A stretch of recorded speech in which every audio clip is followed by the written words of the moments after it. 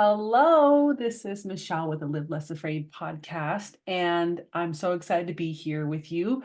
This is my first podcast of 2024, and a little treat. I'm going to start recording these live with video. So if you're listening to this on a podcast platform, just know that you can jump over to YouTube and listen to me, see me sitting in my office at home, recording these and spending time with you. So if that speaks to your heart, come on over to my YouTube channel, which is also Live Less Afraid. There will be a link in the show notes, and I'd love to have you over there. So, all right. Well, on today's show, we are going to talk about over apologizing. So recently, this topic came up when I was with some friends, and I have been guilty of this too, of apologizing for things, when I didn't really need to, or it wasn't really warranted. Um, and I just really felt called to jump on here and talk with you guys about it because it's interesting. Now, I want to say I'm not talking about like, if you hurt someone's feelings and you need to apologize, right? That's valid. And I'm not talking about like, if you borrow your sister's sweater and you get a stain on it, you're like, that needs apologizing, right? But I'm talking about the like over apologizing scenarios that often come up when we're like in a room just taking up space and there's other people there and we um apologize for, I'm not even sure what sometimes, but we just say, "Oh, I'm sorry. Oh, I'm sorry. I didn't mean to do that." Or, "I'm sorry, let me get that for you." Or, "I'm sorry. I just wanted to ask you this question." Or, "I'm sorry, am I interrupting you?" Um, I think that it takes away from some things, and it also is maybe some clues to some stuff we might need to be paying attention to. So we are going to talk about that on the show today. And I'm just going to jump into why. Why do people over apologize? What are usually some of the reasons why we hear that? And the biggest one is something I talk about here a lot, which is fear. And it's fear of all kinds of things. Because again, fear is that crazy emotion that gets in our head and tells us, "Oh my gosh, don't do that," or my gosh, don't be perceived that way. And so sometimes it can be a fear of being perceived as being rude or inconsiderate. Um, and I know all of you guys, like, and some of you I don't, but I'm going to assume best judgment here. I'm going to assume best intentions and say that you're not trying to be rude, you're not trying to be inconsiderate. And so let's not default over to that, right? When we have that little bit of fear that comes up in us about how we're being perceived. And that can be a really strong emotion for a lot of people because um, we worry, which is the other part of fear, right? We worry about what people think about us, right? Like, what are they thinking about me? Oh my gosh, am I coming off as rude or am I taking up too much space in this room? Ooh, that's interesting, right? Like just something to kind of be aware of. And I think sometimes too, we don't want to rock the boat, right? We just want to like kind of be in the background or just don't want to be out in front, don't want people like looking at us, don't want that attention per se. Like that feels really awkward too. Um, so those kinds of things, fear of judgment, worrying about what people are going to think, those are some of the reasons initially that people might over apologize. And the other one that just slides right into that is perfectionism, right? There's a connection between, wanting everything to look right and sound right and feel right and be right and over apologizing. So I think that one of the things we can do is really set realistic expectations for ourselves to alleviate that. So, you know, you're going to make mistakes. This is your permission to be flawed, okay? This is your permission to be human, your permission to be late, to forget something. We are not robots. We are not perfect beings. We are imperfect, and that's part of the beauty of being a human and humaning in this experience of life with other people. And trying to be perfect is exhausting. It's exhausting. So let's give ourselves permission to be a little flawed and to make a mistake sometimes. And obviously, if you've made, a blunder, I think it's fine to say, "Oh, sorry, I missed that." Um, you know, "I'm sorry I missed your birthday." Like, that's happened to me for some reason or another. I have missed a friend even a family member. I hate to say it. I missed a family member's birthday phone call this year, you guys. And the my initial okay, truth bomb here. My initial reaction was like, "Oh my gosh, how could you do that?" But you know what? I had to step back and go, "Well, it's not like I meant to do it. Not like I was trying to be rude, right? Or inconsiderate of this family member.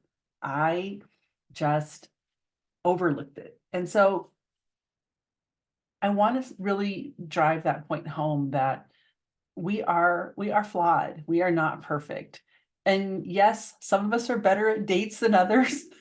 Clearly, that's something I need to work on. But let's give ourselves a little grace in that area, okay? So that's the second reason why I see over apologizing happen is that we really like get bought into that look good thing. Like we have to be perfect. We have to do all the things, be all the places. Um, and again, that's a burden. That's really exhausting to us on a day to day. Let's do our best and let's give ourselves grace when things don't go right. Okay.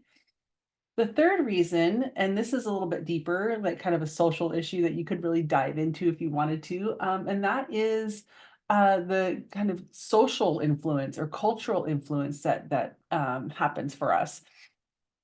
So, depending on what culture you come from, you might come from a culture that is, very proper and very, you know, things are supposed to be a certain way. And I always tie this back to, I think, especially for women, right? Like we've been socialized to be nice and to be polite. And even men, boys do hear that messaging too around being polite, not so much being nice, right? But definitely like having mind your manners. Um, don't be rude. We talked about that a minute ago. Think about others, like even to your own detriment, right? Put others' needs before your own. And I like to push back on that because I think to thy own self be true, right? At the end of the day, the person that you need to be true to is yourself first. And yes, of course, we're going to be kind and considerate to the people around us in our lives, but we need to be kind and considerate to ourselves first. Ow, right? That's a little bit of a zinger sometimes. I'm sorry. But I want you to really hear that because I think that the cultural social influence is so ingrained in us that we will sometimes, put others' needs before our own. And that over apologizing thing comes up in this space, right? So just be thinking about that if you're in a room, you're in a space, and something happens and you're feeling like the need to apologize, or even if you hear yourself saying, "I'm sorry," like catch it, right? And go, "Oh, wait, did I really need to say I'm sorry right there? Was that something I needed to apologize for? Am I taking good care of myself in this moment?" Okay. So those are the three kind of big areas, right? Fear of judgment, perfectionism, and then cultural social influences that really drive some of the reasons why we might be over apologizing. So keep that in mind. Um, and what I want to talk about next is like, how does this play out, right? Like, how does this impact our lives? What are the areas in our lives that we really see this, and what does it look like? So, number one is over apologizing undermines our confidence. So again, to thy own self be true. When we're constantly apologizing for our opinions or our actions or just taking up space, it sends a message that we lack confidence in ourselves and in our decisions and in our right to express those thoughts and opinions and ideas. Ooh, that's a good one, right? So it can send a message that we lack confidence in ourselves and in our right to express our opinions and our thoughts and our ideas in a room, right? So we don't want to send that message, right? We want to show up as confident and strong and proud and capable, all of those things, right? Those are the ways we want to show up. And so I think if we can keep that in the back of our head too, when we're thinking about taking care of ourselves, my little Michelle, I call her, my little Michelle inside that I'm always trying to kind of take care of and be nice to. I want her to feel good about herself. I want her to feel good about her confidence level. So I don't want to over apologize because I feel like that kind of takes me down a notch, right? Number two is how it affects our relationships. So our personal, our professional relationships, if we're over apologizing, it can sometimes create dynamics where one person consistently takes unnecessary blame. You see this a lot in, I would say, like in partnerships, romantic relationships where one is kind of apologizing a lot more than the other. Oh, I'm sorry. Oh, I didn't mean to. Oh, that was my fault. That kind of like puts this weird power struggle into play where the person who's apologizing all the time always kind of feels like it's their fault, right? And I think that's a real dangerous situation to get into too, because it takes the relationship out of balance. So when you think about your personal relationships, like again, just noticing, right? I just want you to notice right now. And again, this is a judgment-free zone. So don't get caught up in like, oh my gosh, I'm doing all these things wrong. Michelle, help me. What do I do? Remember, this is the growth journey. We're on a timeline. It's our timeline. And we're just going to take these things one step at a time. And so the first one is just noticing. Like if you're noticing, like, hey, maybe this feels a lot of balance. What can I do to maybe get this back into balance again? I think I'm going to stop maybe apologizing for things that really aren't my fault. Same goes for our professional relationships, like at work. If you feel like you know, you're struggling to take up space like in a meeting or with a coworker or even with your boss. There was a course I took a long time ago that was called How to Influence Up. And it really talked about the skills that we can build to like influence our leadership teams. So if we had something we felt really passionate about, like how would we go to them and say, this is really important to me and here's why, and like making your case, you know? So how would we go about doing that? So anyway, just kind of something to be thinking about is like how is over apologizing or maybe being stuck in that perfectionism place, like how is that in fact impacting my relationships, right? And this could even be if you're in a college student, if you're in school and you have like professors and whatever that you're dealing with, how am I showing up, right? Am I showing up like we talked about before? With that feeling that I have the right to take up space here and express my thoughts and feelings. The number three is like how you're perceived, right? So earlier we talked about worrying about what others are thinking about us. Get it out. We talked about that earlier about kind of over worrying about, oh my gosh, what are people thinking about me? What are they saying? But one of the things that happens, one of the impacts that occurs when you over apologize is that you can get perceived as weak, like unsure, low confidence, low self-esteem. Um, and that perception, again, can position you in a place to have less influence with your colleagues, with your friends, with your family members. Um, and we've all been around these people, right? And like I said earlier, I've done this to myself in the past. I've been in a room with people and found myself over apologizing or apologizing for things I didn't need to. And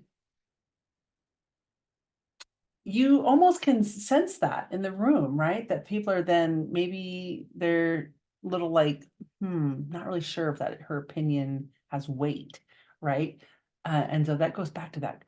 I'm over apologizing. I'm showing up kind of in a lower confidence space.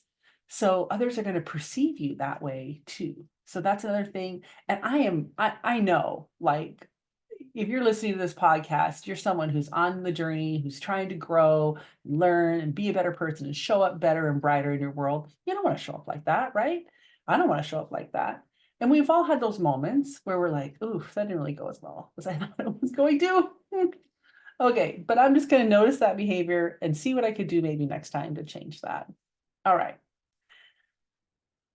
The other thing that I think shows up here, some of those impacts again around over apologizing is really over time, if you're habitually over apologizing, you again are not taking care of you, right? That your own self-esteem is taking a hit. If you find yourself always apologizing around yourself to others, constantly apologizing for your presence, for your opinions, for your actions, that can erode your belief in yourself, in your own worth and value. We don't want to do that either, right? Like, I want to be my number one cheerleader. And I want that for you too. I want you to be, married to you, in love with you. You think that you're the greatest person that ever walked the earth. And that's not in a like haughty or arrogant, I don't mean hot. I mean HAUGHT, hot, haughty, arrogant, full of yourself kind of way. I mean, like, you love yourself, you're kind to yourself, you take care of yourself, you prioritize your needs.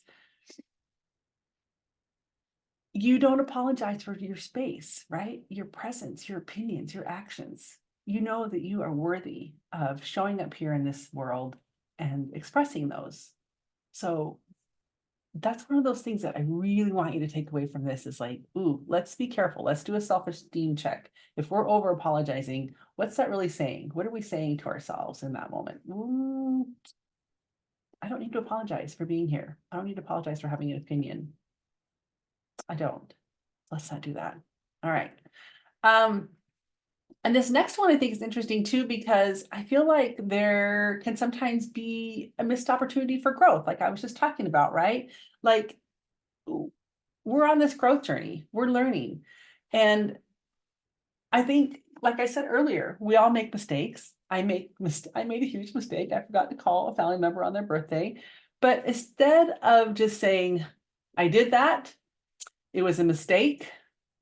I'm going to put a plan in place. I'm going to put this date in my calendar. I'm going to put it in like the day before with a reminder so that I won't forget next time. So I did something about it, right? I learned from it and I made a correction and I'm moving on. So if you focus on apologizing excessively, and you're not looking for the lesson or the tweak or the habit that you could change, then you might be overlooking an opportunity to learn and improve, right? So it could be a missed opportunity for growth. And just something to be aware of. And again, this is a judgment-free zone. I've already said it once. I'll probably say it a few more times. I don't want you to get into a space of like, oh my gosh, I'm doing all these things wrong. This is just an opportunity to look at something a little differently, to notice a behavior or a feeling or a thought or an emotion and make an adjustment to it if we don't really feel like it's serving us. Okay.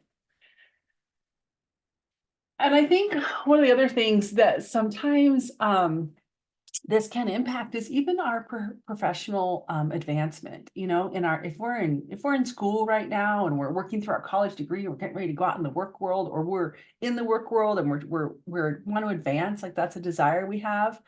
Confidence and assertiveness are valued traits in the work world.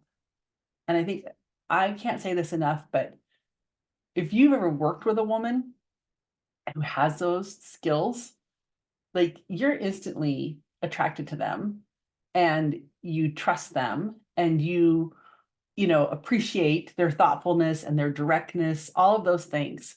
So you want to cultivate those traits within yourself. That's only going to serve you as you go through life. And if you get out of school, if you go to a professional job, constantly apologizing is unnecessary. It's not needed or valued in the workplace. And it really does impact the opposite of what we're trying to build, which is that confident, assertive attitude and outlook in life. And that's how I want to be showing up. So just remember, like, understanding how over apologizing can really impact us in both our professional and our personal life is really important. So just recognize the effects that it can have, and then work towards fostering clearer communication, building confidence, and creating healthier relationships, more balance. That's really going to serve you better in the long run, as we think about, moving away from this habit of over apologizing. So I've talked about, kind of what it is and how it impacts us. You're like, okay, Michele, I get it. Now what? How to stop it, right? We want to talk about some tools that we can do to practice putting into place that will help us uh, move away from this habit that we have. And really, again, these are going to be about, pouring into ourselves, noticing the behavior, making small corrections, celebrating our successes. So here's my list of things that you can work on to help you learn to stop over apologizing. So number one is, of course, language, right? And being mindful of your language. Just start noticing. That's the thing. That's your very first baby step. I love talking about baby steps. So your very first baby step is to just say, I'm just going to notice this week if I catch myself saying I'm sorry for things that I didn't need to apologize for. And the second part of that is when we talk about noticing our language, I also want you to notice what you're saying to yourself in that moment. And if you're not saying anything to yourself in that moment, I want you to think about how you're feeling in that moment when you're saying you're sorry for this thing you didn't need to apologize for. So alongside that, along the noticing, I said I was sorry unnecessarily. And then how was I maybe feeling, or what did I say to myself in that moment too? The second part of that is thinking about alternatives to habitual apologies. Like maybe you express gratitude, or maybe you just express acknowledgement in that situation. If you're late to a meeting, don't say I'm sorry. Say thank you for waiting. Thank you for waiting for me. Let's get started. Like it's such a different energy, right? When you're not coming in like, oh my God, I'm so sorry I'm late. Oh gosh, I couldn't this or that, the other thing, whatever the story or whatever the excuse is, or whatever it is we're saying about why we're late, whatever. Like stuff happens again in life. But to come in and say, thank you for waiting for me. Let's get started. It's like it's a different energy, right? Uh, or even acknowledgement, you could say like, something to the effect of, I appreciate you all being here. Let's get started. That would work too. Okay. So being mindful of language is number one. Number two is really clarify your intentions. So the power of clear communication can't be underrated here. So if you're really trying to communicate to someone, use assertive yet polite language, right? Number three is shift to solution-oriented communication. So instead of apologizing, shift to how you're going to solve the problem. And I want to encourage you to express intent to solve it rather than apologize for it. So the sister's sweater earlier, right? So you got a stain on your sister's sweater. You can say, hey, sis, I'm going to take this to the dry cleaner, see if they can get it out. If they can't, I'll buy you a new sweater. There you go. Problem solved, right? You didn't say, oh my God, I'm so sorry. I know it's your favorite sweater. I didn't mean to, but this guy bumped me in line at the coffee shop, and no, don't go into all that. Just say, hey, here's what I'm going to do. Right? Just like short and sweet, because I think like sometimes we do get ourselves all kind of caught up in that over apologizing energy even, right? Like, oh my God, I just have to tell them how sorry I am. I just want them to know, like, oh, I feel so bad. Mm, let's not beat up on ourselves over those things. Again, we're human, we're imperfect. Life goes on. Um, let's see, number 4 is the tip is build confidence. So again, we talked about this earlier, and in the show notes, there'll be a link to this month's blog, which is all about building your inner confidence. So head on over there if you want more tips. But really, I think this is like right in here. Like if we're talking about I over apologize too much, and then an equal sign, it's B is build confidence. Like you have to do that work, right? Because it's coming from that place of feeling like we don't have permission to take up space. So the quickest way to solve that problem is really just to go to confidence boot camp for yourself. Go fill in those blanks that you need to around showing up, taking up space, feeling like you're worthy, feeling like you are, in the right space to do that. Like you have permission to take up space in this world. I mean, you don't need it from me, but I'm just saying, like, you have permission. Okay.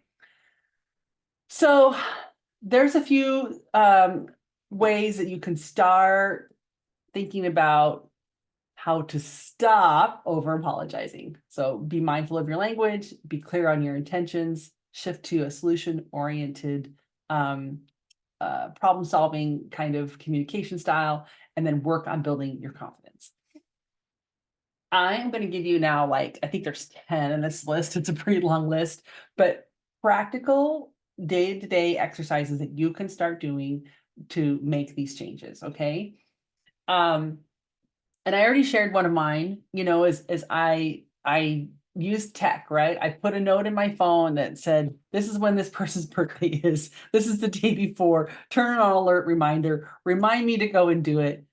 That's my personal story of how I'm gonna overcome this over apologizing moment that I had of missing this person's birthday. Okay, so the exercises for change go like this. The first one is I statements. Excuse me, the I statements exercise. So the first thing you do there is practice expressing your feelings using I statements rather than apologizing.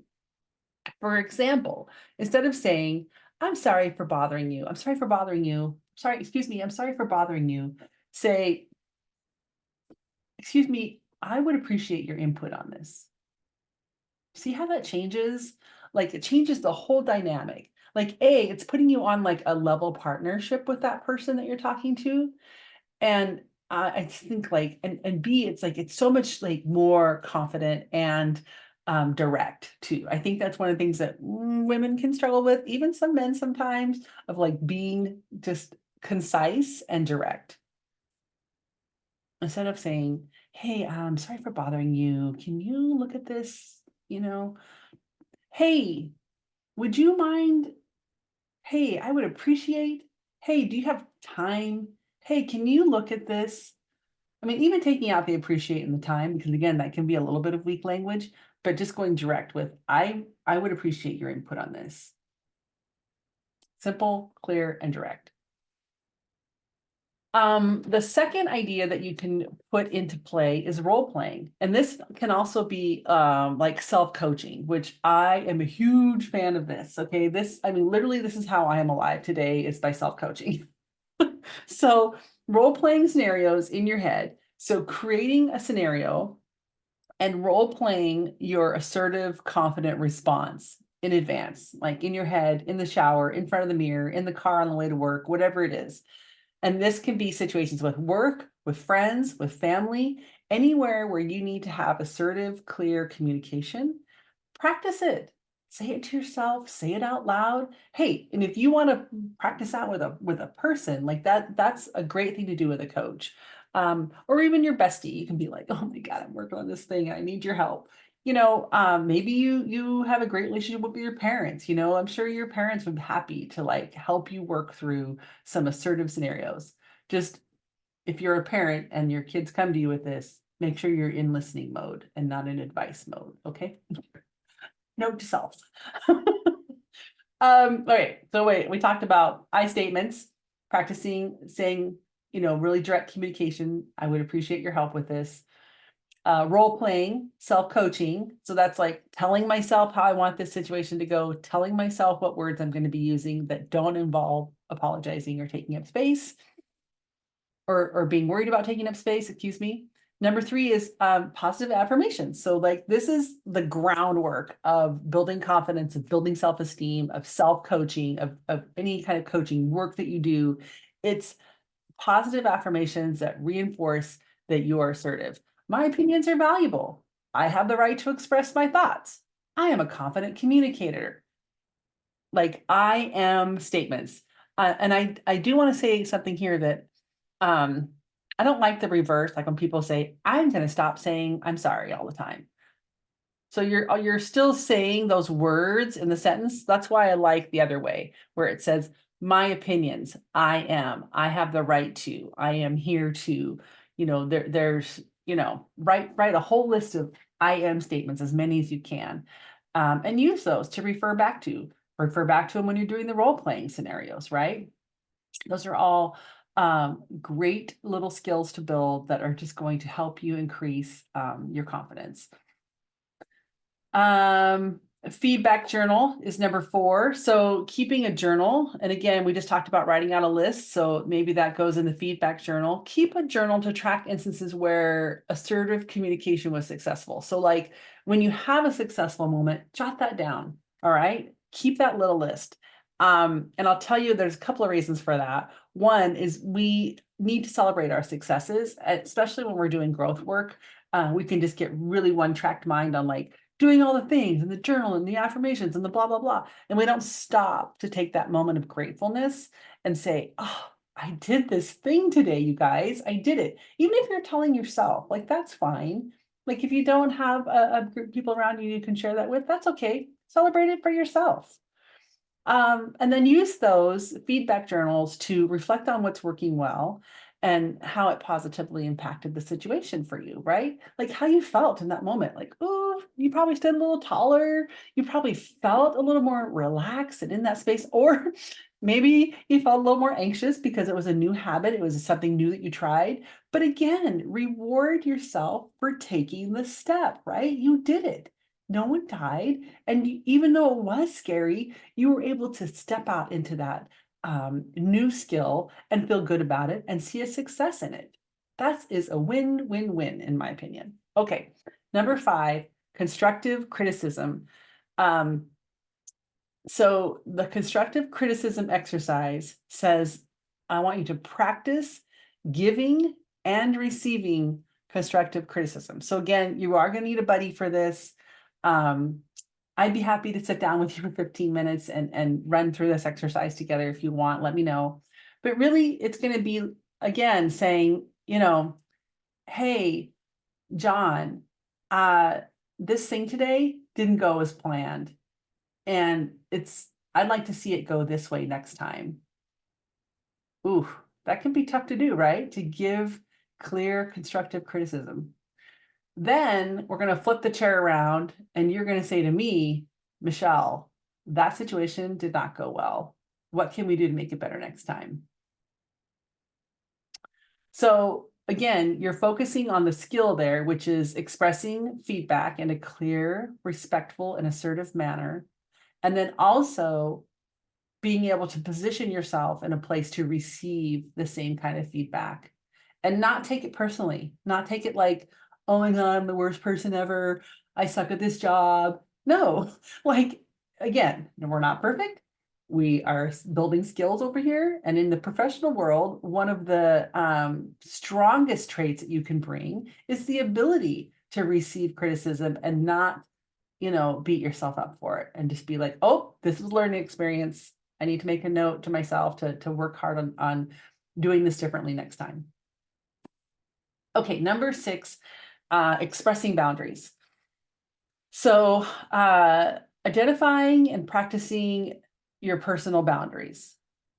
Okay, so I see this play out a lot in the work world, particularly with young employees who are working hard to like make a good impression and do all the things, keep all the balls in the air. They will overcommit. They will be yes, yep, I'll do it. Someone will say something. Hey, can anybody take? Yep, that's me. Can someone pick up this job? Yep, I'll do it. So part of expressing healthy boundaries is recognizing what you can and cannot take on. Like we're not superheroes, right? We have limits. We have other responsibilities, other tasks, other priorities. So this looks like this. I can't take on that additional task for you right now, but I'm happy to once my current workload is manageable. Another example of that would be I could take that on for you, but let me know which of these other priorities you've already assigned you'd like me to set aside to meet that goal. The third example would just be, I'm sorry, I don't have the bandwidth for that right now. You don't have to offer a part B to that. You could just say, I'm sorry, I don't have the capacity to take that on right now. That's okay. You can just leave it right there. Ooh, that feels weird, right? But that's the whole point about practicing this exercise of expressing boundaries, right? And there's space for us all to grow in this area. And I like to point this out too in your personal life, in your personal relationships, because these people that we love and care about that we're in the relationships with, there's things happen sometimes, and you're allowed to grow and change. And maybe there's a situation where your partner, you know, guilt trips you about something, right? And you decide one day that you're not really in favor of that guilt trip anymore. It's okay for you to express a boundary around that and say, listen, when you said this, it kind of sounded like you were trying to make me feel guilty about that. I don't like it. Could we not do that anymore? It's okay. It's not the end of the world. So just thinking about some ways that you can express boundaries and how you practice that. Number 7 is our listening skills. Let's work on our listening skills. So being assertive, using assertive language involves active listening. So it really does require us to listen carefully and then take a moment to gather our thoughts and respond thoughtfully and carefully. I think this goes all the way back to the top of this episode when we were talking about the reasons why we over apologize can be around fear, can be around judgment, can be around perfectionism, low self-esteem, and low self-confidence. So if we are using our listening skills to really listen to what this person is asking us for and allowing ourselves, a count of 10 to collect our thoughts and then respond with an assertive, confident response rather than defaulting to apologies. That's a way we can use our active listening skills to our advantage, right? And again, it's been another opportunity for us to like take up space in the world, have an opinion. There's nothing wrong with taking a pause. There's nothing wrong with saying, I don't know, I'm going to think about that. Let me get back to you. There's also nothing wrong with saying, I don't know the answer to that, but let me ask so and so and get back to you. That is an assertive, confident way to use your listening skills. You've heard what they're asking for, you don't have all the answers, and you don't default to say, oh my gosh, I'm sorry, I have no idea, I don't know, I'm so sorry. You don't default to that. You say, I'm not sure, but I think I can solve that problem. Let me go look into it for you. That sounds confident and assertive. Okay, number 8. Body, are you still with me? This is getting long, I know, but I had a lot to say about this topic, you guys. Number 8, body language awareness. So paying attention to your body language, maintaining eye contact, sitting or standing with a posture, or using gestures that convey confidence. Do you guys know about the power pose? Do you know about I call it the Wonder Woman pose too, but you stand with your hands on your hips and your feet like slightly spread apart, like not too, but maybe like hip width. very like upright and erect with your hands on your hips. That's the power pose. There is evidence to suggest that if you're going into like a difficult meeting or a high-powered situation, or you're even getting ready to go on stage to speak at an event or whatever the situation is where you have to be kind of front and center, that if you spend a few minutes in private, standing in a power pose, taking some deep breaths, that it will help you. It helps like your nervous system like set in a position of like confidence and calm. Try it. Let me know how it works out for you. But I'm a huge fan of the power pose. But again, being aware of our body language. How are we showing up? Are our shoulders back and down? Are we making eye contact? Are we clearly speaking to the person across the table from us in a relaxed and calm manner? So we don't feel like we have to show up apologetically. Okay, two more. Number 9, a visualization exercise. I love visualization exercises because you guys, our brain does not know the difference between reality and imagination. So if you can convince your brain that you're doing this thing, visualizing it, and you do that enough, like your brain is like, oh, is this real life? This is really what I'm doing. So close your eyes and visualize a situation where assertive communication is needed. And imagine, this is where it gets fun. Imagine the thoughts, the feelings, the words, everything. Imagine yourself confidently expressing your thoughts and feelings. And I think you can even put 8 and 9 together. Like, I think you could go into a quiet space. I think you could close your eyes, get into the power pose, and like just think about how you're going to show up, what you're going to say, how you're going to feel, how it's going to be received even. You can be like, I'm going to speak so clearly and confidently that that person is just going to be like engaged with me, and they're going to say, that was so good. And wow, I really understood what you were saying there. Those things work. And and they're like, those are like say like bite size, things that you can do that don't take up a lot of your time. Is really practicing some of that visualization, even if it's just a couple of minutes a day, like that can be done. Okay. And finally, the most important part of all of these is that start small, set a small goal, make it manageable, and then just gradually increase your scenarios as your confidence grows, right? So again, don't try and do all 10 of these at once. Pick one, maybe two, practice them, get good at them, and then maybe add one more.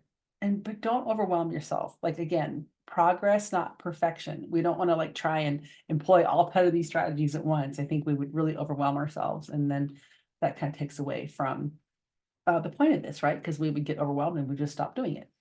So take these at your own pace. Take these exercises at your own pace. Celebrate your progress along the way. I'm a huge fan of celebrating. Whoop whoop. And then the goal is really to foster just a positive shift towards assertive communication, towards building up our confidence and our self-esteem, and really just improving our interpersonal relationships, right? By not apologizing for being here. Okay. That was a long one. I'm not going to say it. Oh, did you see that? I almost apologized. Okay, I'm so glad I didn't. I caught myself. All right. It was a long episode, but it's because I had a lot to say. And here's how I'm going to close all this up for you today. I think the key points I want you to take away from this episode is this. Start with just noticing. Catch yourself saying, I'm sorry. And then self-coach yourself to not apologize the next time, but instead say thanks, or let me help you with that, or I got it, whatever the word is besides I'm sorry. Number 2 is practice taking up space in this world. Yes, take up space in this world. Do the confidence work. See this week's blog on my website for more tips on building your confidence. Don't be afraid to show up. Let's do that, okay? Again, work on self-esteem through affirmations, journaling, self-coaching, self-talk. Number 4, practice a few of the exercise here and celebrate your successes, but again, at your own pace, don't overdo it. Start really listening to your words and decide if that is clearly communicating what you want to say. And lastly, I just want to invite you to share your experiences and tips that you have for overcoming over apologizing. Or if you've done any of these exercises after this episode and like you have an experience to share about how that went, I would love to hear that too. If you're listening on Spotify, I believe there's a place where you can just go ahead and type that into the episode. Or if not, you can just go over to my website, shoot me a note, or find me on social, whatever. I'm not that hard to find if you want to get into my DMs or set up a quick coffee chat on my scheduler on my website. Okay, you guys, thanks so much for being here today.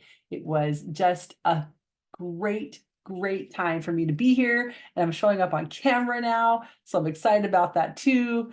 When you talk about, doing my own confidence work. That's what I'm doing here. So thanks so much for being here today and have a great week.